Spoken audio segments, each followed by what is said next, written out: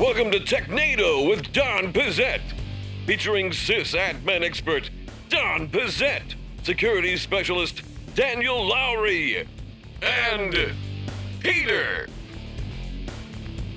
Hello and welcome to Technado with Don Pizzette. I'm your host, Peter Van Rysdam, and I am joined, as always, by Don Pizzette. Don, how you doing? I am doing great. Another exciting week. We did a little bit different last week, talked a bit about the situation going on over in Eastern Europe, but this week we've got regular tech news going on, and we got a great guest, so I'm excited about today's episode.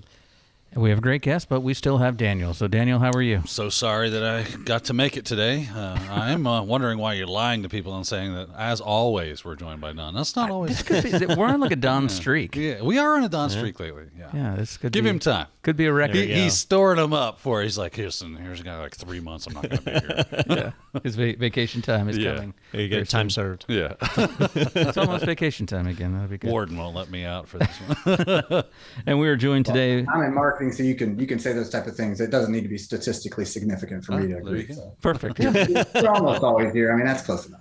Yeah, that voice you're hearing, that is our special guest, Nathan Vega, who's the VP of Product Marketing and Strategy at Protegrity. Nathan, how you doing today? I'm doing great. I'm glad to join. Thank you for inviting me. Yeah, where are you located? Are you like a California I'm in guy? Columbus, Ohio. Columbus, Ohio, the California of the North. Is that your home? Is that your home? That's where you're from originally? I moved around a lot, but I've spent most of my life here in Ohio. So your Ohio mom's State? Side of the family or dad's? I mean, Are you social engineering no, again? not at That'd all. be a different podcast. Well, I went to University of Cincinnati for my undergrad. I went to Ohio State for my master's degree. Buckeye, huh? In between there, I traveled out to Boston and started working at IBM. Oh, very cool. Yeah, we're going to talk about that, actually, here in our first segment, which is Rapid Fire Questions. Who do you work for? What's new? Who are you? What's happening? What's wrong with you? All right, Nathan, in this segment, we are going to rapidly fire questions at you. You will see a timer appear on the right side of your screen. You'll have approximately 1 minute to answer each question. If you take too long, Peter will buzz you. Like that, and we'll move on to the next question. We will kind of rotate amongst us. We're going to start questioning with Peter. All right, so Protegrity. I assume it does something professionally with integrity, but can you give us kind of the overview there? Well, it is a portmanteau. It's protection and integrity put together. Close. So I like to think about, just describing what we do in two simple ways. One, we deliver one or more technologies that deliver data security, and we do it at what we call fine grain level. That's at a column or a data element level. We combine that security with a methodology called data de-identification, which then removes the identifiers and quasi-identifiers. That gives us privacy. So we're very unique in the fact that we deliver data security and data privacy together. And we also are unique because we deliver what I would say direct data protection. We actually remove the sensitive values and put a token in place that's format and length preserving. It makes it transparent to database systems. It also maintains referential integrity and so on and so forth. So it's a really great technology. It's super flexible and highly scalable, and really just a great piece of technology for our enterprises that want security and privacy together. Now, you mentioned sensitive data, and when I think sensitive data, I think like social security number, maybe birth date, a couple of things like that. But with current privacy regulations, just about any bit of information about a person is considered sensitive these days. So how do you identify that versus just saying, well, we got to protect the whole database? Yeah, that's a great question. So, I think, and the world's getting more complicated on this as well. So we've got, in 2021, 10% of the world's population was under a privacy law. In 2023, Gartner's saying it'll be over 65%. And so this is a rapidly evolving place. Look at the US and how we've delivered privacy standards on a state-by-state basis as opposed to a national one. Well, it only adds to more complexity for the businesses. When they go into evaluate what that sensitive data is, they are looking at what they call identifiers or quasi-identifiers. You noted, social security number, that's an identifier. With that, I know who you are. Quasi-identifiers are also important. So we can identify 87% of America with a zip code, a sex, and a birth date, right? And those are three quasi-identifiers that, don't seem like they'd be benign, but if you don't protect them, then you can identify a person in there.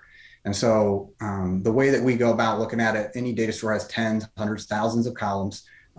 But realistically, it's going to be a dozen, 2 dozen or so that actually have some sensitive data element that we would consider an identifier or quasi-identifier. Some industries actually define those specifically, like HIPAA has the HIPAA 18. Interesting. Now, we used to worry a lot about just being locked out of our data in some sort of like an attack, but now we're dealing with double and triple extortion. What can you tell us about those types of threats? They're big and they're real. I don't think that many people saw ransomware as a service coming to fruition in the last couple of years. It just lowered the requirement of sophistication for attackers to then go attack a business. These people worked as the Ransomware as a Service acted as a product. They had customer support, if you call your victims customers. I think when we look at that, what they've done is they've said the attackers, they're just like you and me. I think they wake up in the morning, they have coffee, and they go to work. They just happen to steal data as part of that work. They're looking at ways they can maximize their outcomes. And so one thing is to take their operation down, like a Colonial Pipeline, who was an operational challenge. It was about $5 million they paid in ransom. You can look at a CNA as an insurer who also got hit by ransomware, but they took their CRM and they paid almost $40 million, right? So almost an order of magnitude higher in terms of value they got. And it's because the sensitive data was taken. The fines that would be associated with that are very high, as well as brand reputation. And in some cases, they actually have another version of that, which is the triple extortion. They have patients, especially mental health patients and things like that, where they've not only held the business accountable, taken money from them, but then they actually go to the patient themselves and say, if you don't want your boss to know what you were talking about with your therapist, then you need to pay us a ransom, which is really bad, right? I mean, I think the part that really highlights to me, I think is important, is we often think of these attacks on businesses and sensitive data loss as something that business happens, right? They pay a fine, maybe they lose some stock value, maybe they don't. But at the end of the day, it's the people, right? The people that are left holding bag, and it's me and you and our families and everybody we know, right? This data is out there, and we're often re-victimized over and over again once that data is leaked. Is that why healthcare is such a big target these days? Because there are additional ways, more than just one way, that these attackers can potentially profit off of that info? I think, well, they carry a lot of very sensitive data. So yes, that's one reason to target them. I think also in healthcare is a wide umbrella of different types of businesses, whether that's private health insurers like, the payers of the world, Humana's, Anthem's, or it could be providers like our hospitals, or, small mom and pop therapists, right? So the gamut of how sophisticated the people holding the data is very relevant to how easily it is to attack them. And I think in a lot of cases in the industry, it's catching up, but there are parts of the industry that had not invested as much in data security. We see a lot in the private health insurance area where they've heavily invested and are making good inroads on protecting our sensitive data. Some of the other areas are just a little bit more vulnerable. Well, you mentioned privacy laws, and I think that's a great topic to kind of dig into a little bit more in our next segment, which is Science and Tech News. Stay tuned for Science and Technology. And now, back to the anchor desk.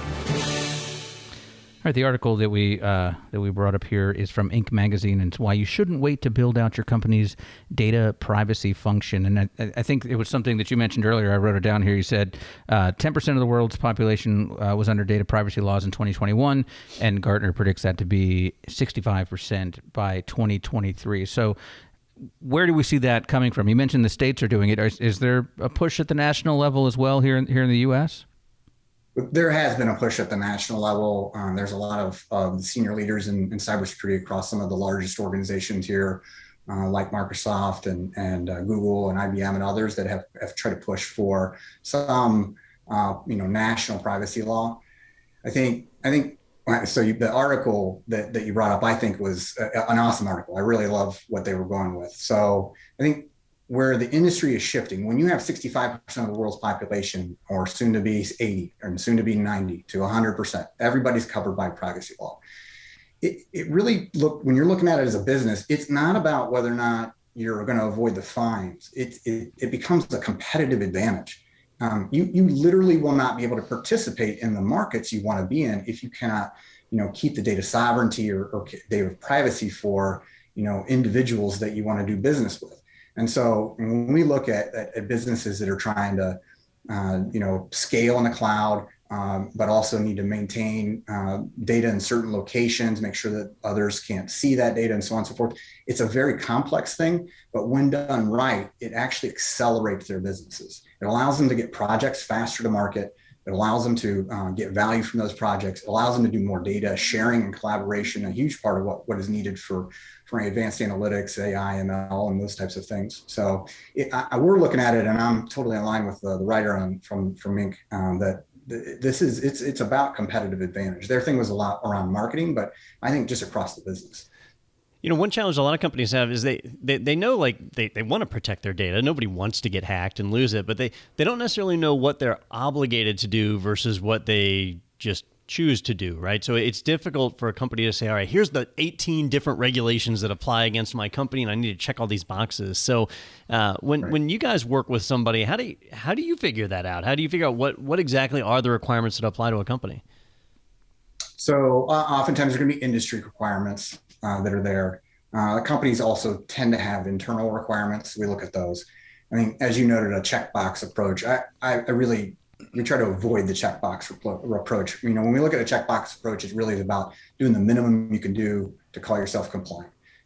We look at it and say, with a business, let's understand the use of your data. Let's understand, more of an outside in.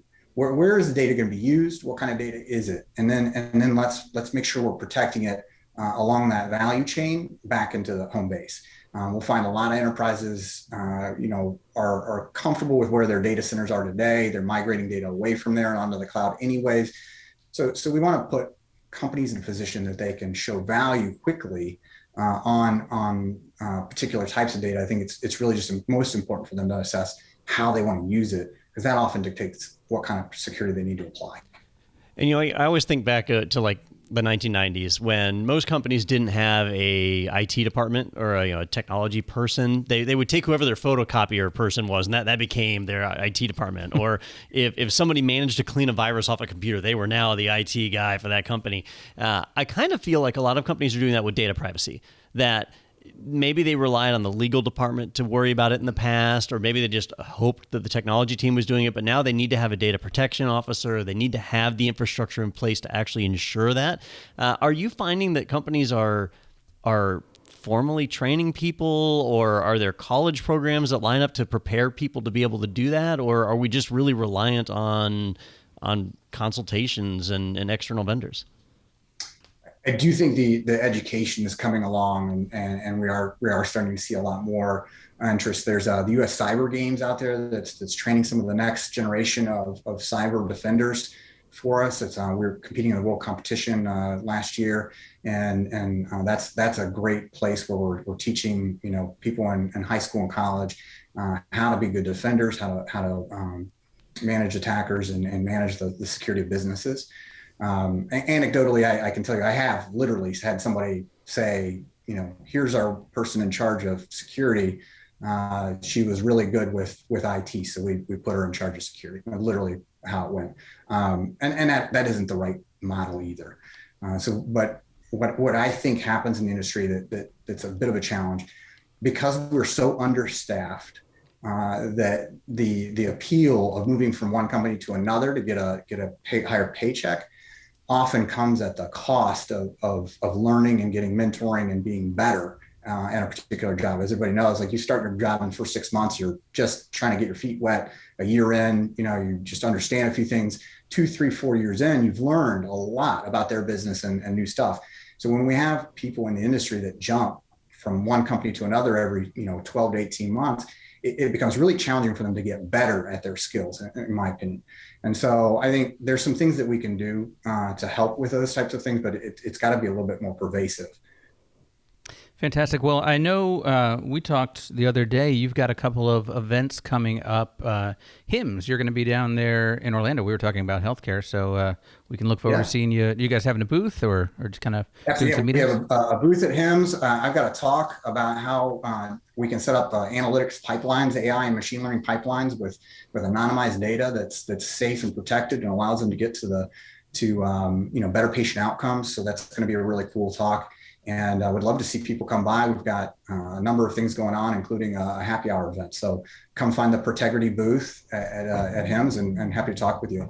We'll also be at RSA I think it's in June now. I got moved from February and then a couple other locations, but would love to see people at HIMSS.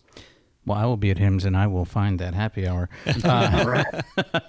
And what's the website so people can find out more information about the company? Protegrity.com. Easy enough. All right. Well, thank you so much, Nathan, for taking the time with us today. We appreciate that kind of inside look at data protection and data privacy laws. Appreciate that. Thank you. Appreciate it. Have a good one. All right, everybody, stay tuned. We're going to take a quick break. We're going to come back and look at the news from this week on Technado with Don Pizzette. Welcome to IT Pro TV, an e-learning company with thousands of hours of engaging video training for IT teams, with fresh training courses added daily. What makes IT Pro TV stand out?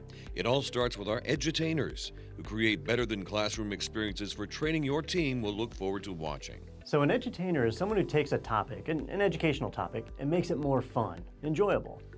My vision for IT Pro TV was to make the product that I wish I had when I got started. The dashboard is great because you can actually pick up right where you left off. You can also end up seeing new courses that are available to you, and with a membership, you have access to a variety of study tools. You can follow along with virtual labs and test your skills with practice tests. IT leaders can also take advantage of the Pro Portal to help their team grow. The IT Pro TV Pro Portal gives leaders the power to manage their investment in IT training. They can assign seats and courses and check in on progress to ensure their outcomes are being met. And unlike traditional training, you aren't handcuffed to your desk. Sure, you can watch from there or from your couch with Apple TV and Roku apps or from anywhere using mobile apps. The training is even available for download. If you're ready for your team to watch and learn, check out the flexible plan choices online and request a live demo for your business today at www.itpro.tv.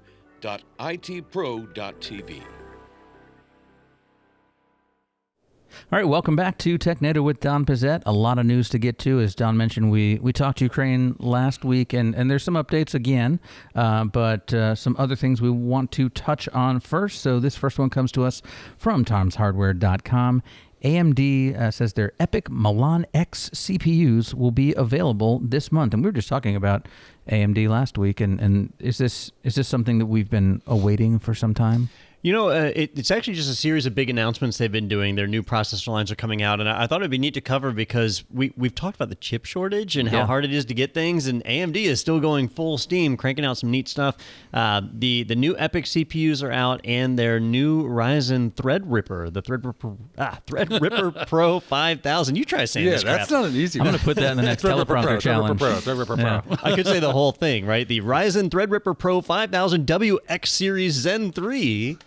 What are you doing a thing for AMD? So where they're succeeding at CPU manufacturing, they're failing at marketing, but what they're doing is creating some really impressive stuff. And I'm traditionally an Intel person, so I use Intel CPUs in most things, but AMD's really been making some headways the last few years. And where they aren't necessarily beating Intel in like gigahertz per core, they're absolutely beating Intel and reliably creating high core density. So these are up to 64 cores in a chip. Whoa. And that's pretty impressive. So these are definitely targeted at servers and a little bit at like high-end workstations if you're doing AutoCAD or video rendering or whatever. Having all these extra cores is really pretty powerful stuff. They're like the Oprah of core density. You get a core. Yeah. You get a core. Everybody gets a core. They're probably saying that. Yeah. And 64 times, they'll probably get a little old. Look under your chair. There's a core. You guys got chairs? Yeah. So if you're like me and you're a person who generally just go straight to an Intel processor, it probably is time to start opening your eyes a little bit and looking at some of these others. I'm tempted. See, I haven't actually put my money where my mouth is and purchased one of these to try. And the main reason is these things are going for like $4,000 to $5,000 retail per CPU, not per core. Is that like people? Is that the manufacturer price, or are these in short supply? That's the manufacturer's price. Wow. Like these are really targeted to high performance computer HPC. All right. Okay. Well, we'll just take that off the Christmas list. But they do make lower end models that are like 24 core and so on. But it's impressive stuff, and we'll see this trickle down to the normal person within a few years. Look like some sort of subhuman? I can't have all 64 cores. No, Daniel, I didn't want to go right out. Super glue a couple of those 24 cores there together. You go. See, now you're talking. Now you're talking. That's power. You know, That's right. Redneck chip. We're not going to cover it Verizon today. But the Apple's having an event right now, and they're rolling out their new M1 Ultra chip, which literally is two M1 Max stuck together. I called it. Look, the new CEO of Apple, you know. What's called? They got the Threadripper. This is the bong ripper chip. Jimmy Bobby has decided. Bring them together. I got drunk as hell, took two of these M1 chips, slapped them together fast as y'all get out. So it's getting wild in the world of CPUs. Apparently. That's what's important here. Things are nuts. Yeah. Well, that's exciting. Well, let us know, Don, if you do pick one of those up, because we would love to hear that I was review. just thinking about somebody going, what is that on the motherboard? Is that, yep, that's dip spit. The big bond that creates. Yeah. I had actually, my home computer is usually the nicest computer that I have of my various laptops and things that I use, and so I built out a home computer about 2.5 years ago, and so I'm creeping up on that 3-year mark where it's probably time for me to upgrade. But I like to build my own just because it's fun. But with the way video cards are right now, you can't find them for a reasonable price. You almost have to buy something pre-built. So it's not a good time to build. That's crazy that building a PC would be more money than just buying one. Yeah. The tables have turned. I haven't built a PC, and I couldn't tell you when. How the turntables. You just buy them for me. Yeah, that works. Do work. All right, our next article is from arstechnica.com. Linux has been bitten by its most high-severity vulnerability in years. And what I love about this article is I always like to focus on the clip art that they use in the articles. Like how I used to joke about every container article would use shipping containers. This one is one of the most low budget I've ever seen. It's a shark biting what appears to just be a sea of binary code. And that is... how the Linux has been bitten. Now, you know what it reminded me of? Do you remember the old Technado intro? Oh yes, my we goodness, had with the the shark jump with the shark jumping meow. out of the water. Yeah. Yeah. I don't know. I thought it looked like the land shark the way he's kind of It standing. does kind of look like the land shark. And that's the same kind. Is that how this attack works? It knocks at your door and says, "It's Pizza guy. Yeah, this is good data. Yeah, Good data. just a JPEG from your friend." Yeah. Yeah, this one's a complex one. I had to talk to Daniel before the show just to figure out what the hell was going on with this thing. So let me cover it from the Linux side, and then we'll let Daniel explain the real stuff. So basically, it's a pretty bad exploit. So it will allow somebody who has some kind of login to a system. So they don't have to be a root user, they don't have to be an admin, just a regular old user, or even the nobody accounts. Like they just have to have some kind of shell access or the ability to execute a command. Right, any command will do, but they just have to have that ability, and then they can make a very simple type of attack to attack the pipe system inside of the Linux kernel that will allow them to effectively write to any file in the entire file system wherever they want, including read-only files, regardless of permissions, and that can be used to very quickly elevate your privileges and get root access to a machine. Wait, does that require physical access then? Not physical access. You could be remoting in. Okay. Yep. Or if you found another vulnerability like in a web app, you could possibly get it to execute for you. You could escape sandboxes fairly easily with this. It's powerful stuff. Yeah, this thing is going to... It's pretty nasty, actually, in both its simplicity. You have to marvel at and the way that it was discovered was basically through accidental. Someone... I forget the name of the company, CMS for All or something like that. CM for All, I believe it is. CM for All, yes. CM for All, right. They realized that one of their customers, their logging system was not working. They were generating these corrupted logs, and they didn't know why it was happening, so they started researching what was going on. They realized that there was a copy being made that should not have been being made due to how they were basically some coding issues. And as Don said, this is actually a pretty complex thing.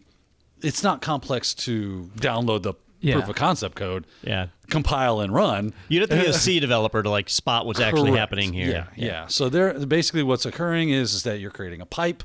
A pipe basically says, hey, I want to take the output of this command and I want to pipe it or basically use it as the input to the next command. Cool. Well, I create a pipe, I fill the pipe up, and when that happens, the pipe sets a flag saying, hey, you can merge data into me. And he goes, oh, that's cool. well, let's empty the pipe of all but just a bit of data, and then we'll merge some other data in that's read-only. And then because of that and some flags that get set, it actually overwrites a read-only file. Now, that being said, it also does this through with system privileges. Yep.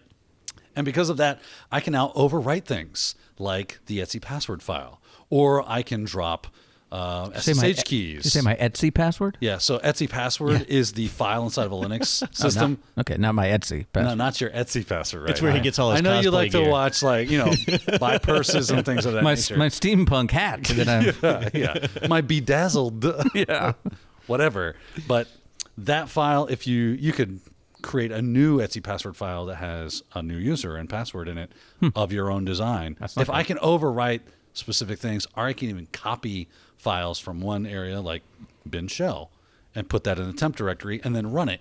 Yeah. And it at SUID privileges, now I'm elevated at that point. Because I have the capability of doing whatever I want, writing files, I have the capability of making myself resources that have elevated privileges and then use them. So that's the danger behind this. And I think it uses the name Dirty Pipe. Yeah, Dirty Pipe is what it's called. Similar to Dirty Cow. Dirty Cow. That had an overwrite functionality, but it was Just the worst cheese I've ever That had. was a race condition that was being exploited. All right, so this one does affect the Linux kernel, which means it also impacts things like Android phones. That makes this even more dangerous, because so many things use the Linux kernel these days. So that's what I was going to ask. When we say it affects Linux kernel, that means it would affect every distro. Correct. Yes. Okay. That's running. That's I think it running started with Linux. 5.8. So you have to Was have it kernel 5.8? 5.8 or newer. So if you have an older kernel, you're actually safer. And the trick there is this flaw has actually been present in the Linux kernel for a long time. But there was a commit made that changed something innocuous, very benign type thing that exposed this bug and has now led to it's severe. It has been patched. So if you have Linux-based systems, do your updates. But I mentioned Android phones specifically because how do you update them? You don't. You have to wait for the vendor to push an update to you. And so that means we're going to see some really interesting things happening in the Android world. Hopefully we'll be seeing the vendors go, it's a kernel patch, so they should be able to just go, okay, here's the new kernel. Yeah. Make sure everything works, and here's your updates. And you'll start seeing your phones updating if you're running an Android phone fairly soon. So update's not out yet. Technically, the update to this came out a month ago. Oh, They did responsible disclosure. So they've done and- responsible disclosure. Okay. It's not like it's like, oh, crap. but that doesn't mean everyone's committed that update. Well, you're right. Yeah. It doesn't mean that every vendor has that available, but they hopefully at this point should, and you should maybe have already had your phone updated at this point. Yeah, and if they did a really good job, like Samsung has a completely custom kernel now, so they may not even have these features built into it, so it can vary. Yeah. All right, fun. And there are some restrictions around whether or not that this will work. It typically will work, but there are things that will cause it to not work. Yeah. Got it. It's like, I'm up to speed. Yeah, no, I'm not. But that's fine. I got the parts I need to know. I heard Android, don't use that. This is a Apply Mac. updates. I'm good. Apply updates. Just all the things at my updates. home probably run Linux, or all the sites I go to in the cloud. Linux Webcams. runs like Yeah. everything. So you're screwed, even if you're not. I wonder an if the Android guy. BSD kernel would have the same kind of flaw. I know they're different and everything, but I don't think so in this case. yeah, just No. because it's You should try it. you never know. Get a vulnerability named after you, the Dirty Daniel. Yeah, that's not. I'm not a coder, right? I'm not gonna go find this. That sounds more like a sex position anyway, so that's fine. The dirty coder. The Dirty Daniel. Yeah. They all do, really. But all right, They all do. don't they? I mean, So that one of the people that wrote the Dirty Cow exploit that was very popular was Firefart. That was the name of the coder. and I love that all the news organizations have to like Firefart. This was discovered by Firefart. Firefart. Oh, fantastic! And it's like all sorts of like filthy language throughout the PSC. It was, geez. Fantastic. I used it in the show once. I was like, I am editing this. Yeah, I apologize. Yeah. Yeah, I did not write this. This one's called beep beep beep. Yeah. All right, let's take a look at an article that we touched on some stuff about last week. I think we called it. We said this NVIDIA saga we will be talking more about for sure. So this is Deja News. Deja News. All right, so we're taking a look at threatpost.com. NVIDIA's stolen code signing certs used to sign malware. So last week we talked about NVIDIA had hacked back, right? That was Right. And so they they fought back, and we said that might not be the end of it. Correct. And it turns out it was not. So they have taken that code that they exfiltrated, and now they're using it. Yeah, so the original attackers have been doing some bizarre things, making weird requests, asking for NVIDIA to open source their drivers, or they would release the code, or employee data. Then they asked for NVIDIA to remove the Bitcoin mining cap, or the hash rate caps that are on their video cards. And, we got to support the gamers, they said. Like, just really weird things. And people were starting to suspect that maybe the attackers didn't have any truly sensitive data to make it dangerous. Like, they haven't asked for a ransom or anything. Well, now we're starting to see that these attackers actually do have a lot. They have leaked a bunch of information now, and we're starting to see malware out there on the internet signed with NVIDIA's digital signature. So that means they did compromise the private keys that NVIDIA used to sign their drivers. Now, for an attacker, if they can create a digitally signed driver with malware in it, and that gets installed on a Windows machine, that's like that's the holy grail. You've fully compromised the entire system. Yeah, absolutely. And even the antivirus software won't be able to stop that at that point. NVIDIA has invalidated those certificates, so we shouldn't have to worry about it. But not every system checks in for that. So, for example, if your system is offline when you're installing the driver, then it can't validate the certificate, so it will usually just trust it or give you a pop-up and ask you to trust it, which people are going to click yes because it says it's from NVIDIA Corporation. So this is pretty bad. And people don't read. And people don't read, yeah. They just go next, next, next, next, next. I want this. Is that wrong? Yeah. Should I not do Apparently that? it is. What are you going to do? Yeah. But it's the world we live in. But yeah, this is pretty bad.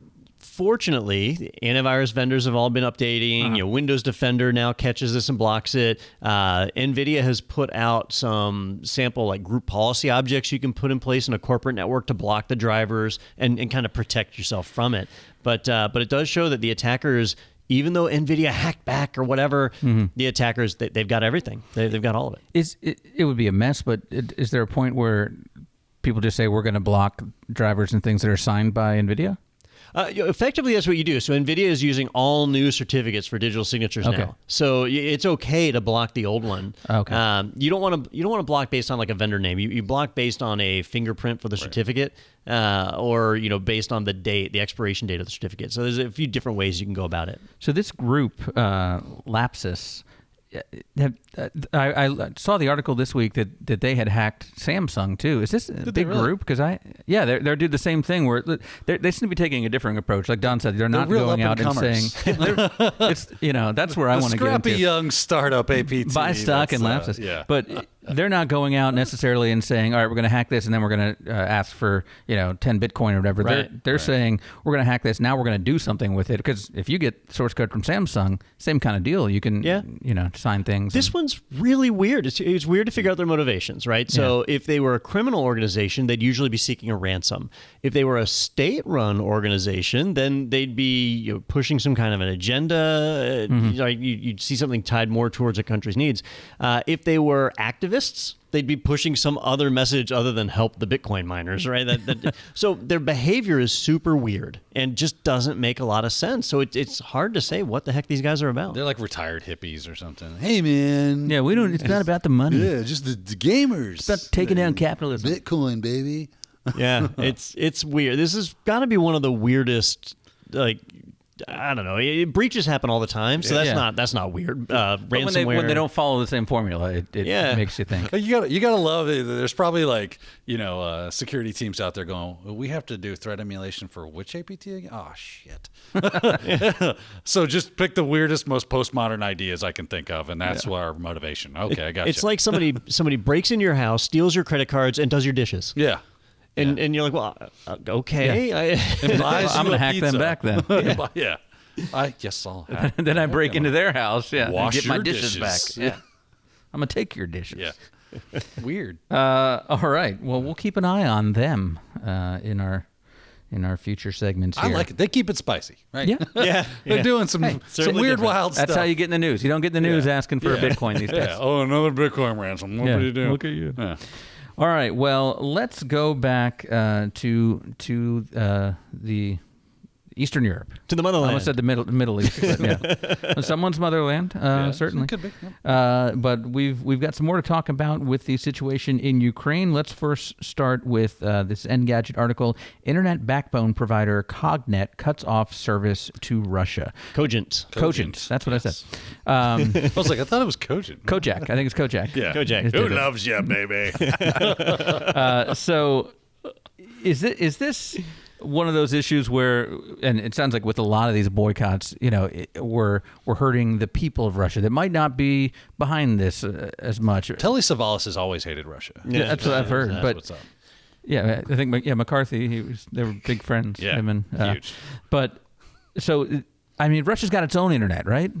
Well, that's the interesting thing, is that technically they don't. So No. Okay. Russia is a part of the global internet, which is made up of tons of different ISPs. And yes, Russia has a number of ISPs that are in place, but they're not exactly like China, where China has the Great Wall, right? So They can shut it off and still have a network. Yeah. Correct. Now, Russia started making steps to do that a couple of years ago. We reported on it. On the was it the DNS? Yes. Yeah. I'm amazed you remember this, Peter. He's like paying attention. I know. And that was a weird article, He's too. been taking Blind his squirrel. Adderall. Blind squirrel gets in that every now and then. So Russia was concerned at the time about how the U.S. had undue influence over the DNS root hint servers, the root servers for DNS. And so they created their own. And now you can see kind of the advantage of that if Russia were to get cut off from the global internet, well, they've got their own root hint servers that they have in place, and they could technically have their own internet. Now, they don't have that segregation in between their networks and the rest of the world like China does, so they can't just flip the switch themselves, at least not yet, but they're kind of working towards it. I was really surprised to see this happen. Cogent is one of the top 7 ISPs in the world. They're considered a backbone provider. So when they cut off service to a country like that, that's a pretty big deal. It affects millions of people, and like you said, Peter, not combatants. This is affecting everybody. And I get it, like the political motivation behind this is to cause an uprising or whatever, but it is interesting to see an ISP step in and do that. And whether or not Russia intended for it, I believe they're on the way to having their own internet unintentionally. Yeah, I guess the thinking is if you put pressure on the people too, they're going to put pressure on their government. So maybe you'll see trickle up. Yeah, in the next election. Yeah. Oh, adorable elections. So how many? You mentioned they're one of the backbone providers. I mean, are there hundreds of them that are serving Russia? Are there 10? So really, across the globe, there's 7 major providers, right? And so when you have a place like Tonga, right? Remember how Tonga had one line run to it and it got cut? I don't remember which provider that was, but that one provider was the only company that felt the need to run a cable out to Tonga. Nobody else did. Yeah. Well, I'd wager all 7 of the major providers have all run to Russia multiple times. Sure. Usually the undersea cables and all. So you'll see Quest, NTT, MCI WorldCom. No, wait, that's Verizon, and you get the calls. Are you happy with your long distance service? But it's usually the big telco providers because the telephone lines are there first, and then they tack the data on. But then there's others like Cogent that focus on the data piece. So if they start backing out, Russia's internet still works. They have their ISPs, everything that's in country, but they lose that connection to the rest of the world. The outside. Okay. Yep. And the article kind of brings up the same thing that there's the worry that this could prevent people from getting an outside perspective on news. If all of a sudden they are shut down, they're only getting Russia's perspective on everything, which is really what most of them are getting anyway, probably. But yeah, I'm sure some are finding ways to get out and get more information. Yep. Now, the reason I wanted to cover it here, because, again, it's not so much about the politics as it is the technology, is that if you're somebody who provides services on the internet and your traffic, maybe it wasn't destined for Russia, but you had BGP peering where it passed through, that may not be happening anymore. You may have had redundant routes that are no longer redundant. You may be in a failover situation without even knowing it because some of the global routes are gone. So it's something worth evaluating and keeping your eyes on as more and more providers begin to cut off Russia, that's a pretty big chunk. It does disrupt connectivity, especially where we're seeing this most are European companies that rely on connections to Australia and Southeast Asia. Because that runs through Russia. A lot of them do. Not all of them, because there's other ways to get around there, but a lot of them do. Yeah, I guess you look at the countries like India that, I don't know if they share a border directly, but basically a lot of things over land would come through Russia. And we've always got satellite and Starlink and those things. So there's other ways for data to pass. But those aren't considered like the backbone. Right. Correct. The latency is too high usually. Okay. All right. And the next one we wanted to cover on this same topic is from ZDNet.com. NSA reports this is how you should be securing your network. The U.S. spy agency has given its most up-to-date guidance for protecting networks against attacks. And what does that have to do with the Ukraine situation? All right. If it hasn't happened to you already, if you're in any kind of IT leadership, your mailbox is probably getting flooded from your customers asking about whether or not you are taking elevated protections to ensure that your network is prepared for cyber attack. That has been kind of a dialogue that's been floating around the last few weeks is, hey, the Russians are really good at cyber warfare. And so we've all just kind of been waiting for that shoe to drop where like, hey, we're all going to start getting hammered really hard. So many companies are reaching out to all the vendors that they deal with and saying, hey, are you taking elevated precautions? Well, the NSA put out a document showing here's what we consider like the minimum you need to be doing. The document's pretty basic. There's not really anything groundbreaking in there, but it's definitely worth a read. If you can just Google for it, the NSA report on network security, or I'm sure we can throw a link in like the episode description. Does it feel like it was written by an actual analyst or by a bureaucrat that doesn't know how computers work? So it's written by an analyst, okay, but it is kind of, some of it's kind of low-hanging fruit, like, use complex passwords, that kind of stuff. It's not like, here's a ACL you should have in place on your router, but it goes into how you should be securing SSH, HTTP, settings you can do on your switches and firewalls to protect from certain attacks. And I read through the thing. It's only 50 pages long, so it's not a hard read. I didn't see anything in there that I didn't know already, but it is kind of a nice checklist. You need to make sure that you're doing these things, and your customers may start requiring that you do these things, or you might lose customers. Well, maybe the people will say, oh, this comes from the NSA, and it's, like you said, it's a nice checklist. Yeah. I'll just walk my way down this, and maybe I'll be a little more secure because I wasn't doing these things to begin with. Not a bad thing. A lot of people don't. I mean, we see the most common password lists come out, and it's like, 1, 2, 3, 4, 5, 6 is your password. It's one of the most common passwords. How about that? That's dumb. We should probably change that. And here's an NSA man telling me that very thing. And I always trust those 3-letter agencies. I did read something today too that said, well, we talked a couple weeks before the invasion that they were warning, be prepared. There will be more ransomware attacks and things like that if there is an invasion. And they were saying it's not been as bad as they thought. And part of that is because of Ukraine's defense. But I was wondering, do you think it's because there have been so many attacks the other way that Russia's kind of busy playing defense? Well, I wonder if they're as effective as they've always said they were, right? Yeah. So let's go all the way back to NotPetya. Right? When that spread across, it was targeted at Ukraine and hit banks and other institutions all across the country and was viewed as a cyber warfare attack against them, right? Well, we never definitively proved like, hey, this came from like Vladimir Putin knew about this or authorized the attack or whatever. We traced it back to Russia. We blame it, on them, but we didn't necessarily know, was that a state-run attack? So it's possible that it wasn't a state-run attack, that it was another criminal organization, just somebody who had it out for the Ukrainians. It was like some Russian nationalists or something. Yeah, because they never raised their hand to say that's was us. Yeah. And so now when the actual war breaks out and we don't have a cyber attack, maybe that's that indicator of, hey, they don't actually have that power we thought they did. Interesting.